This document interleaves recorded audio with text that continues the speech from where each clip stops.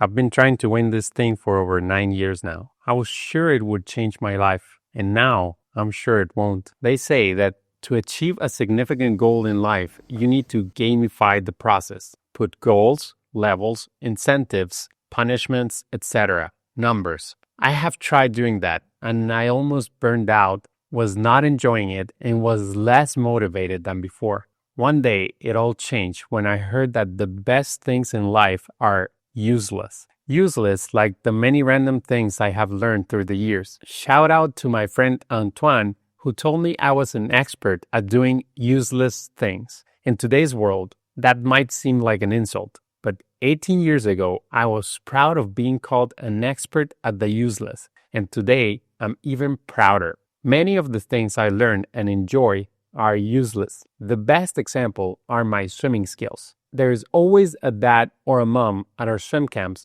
who loves swimming and gets in the pool to do laps while we teach their kids. This one time, I asked the dad if he enjoyed swimming as much as his very talented kid. He said, "Oh no, I hate swimming actually. I do it because it is good for my health." He said it just like that, but with an Eastern European accent, which made it sound even more believable. It reminded me of all my swimming friends who use swimming as a means to get something else. Some of them swam to get a scholarship in college. Others swam for the thrill of winning a medal. Some did it to make their parents proud. I'm not against any of those good things, but I enjoy useless things even more. Useless in the sense that I don't do them to get something else. Swimming has given me friendships, a scholarship, unforgettable moments, and a healthy lifestyle. Some money and fame, and now this. But I never swim to get those things. Those are symptoms of my deep desire to be in the water.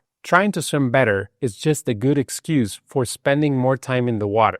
I swim in circles, no destination. Useless, one might say, but full of meaning. 9 years ago, I heard that the new millionaires were not going to be people with $1 million, but the people with 1 million subscribers. Since then, subscribers have become less and less valuable. They don't guarantee any amount of views or sponsorships. Subscribers have become useless. And that, to me, is the beauty of this gold plaque. It says that we have 1 million useless subscribers, and I love it. If you're one of those people who swim for the love of it, or want to be, come join us. Here are the dates and places that we're going to be. Swim fast.